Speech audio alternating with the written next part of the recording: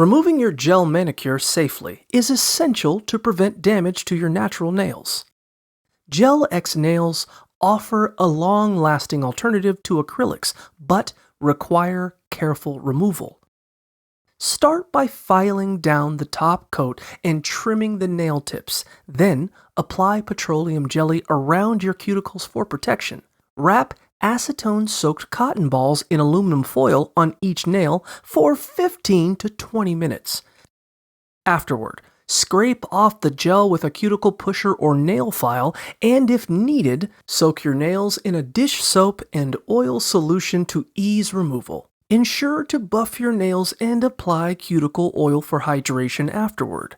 If you encounter difficulties or your nails are brittle, consider using a professional salon for assistance.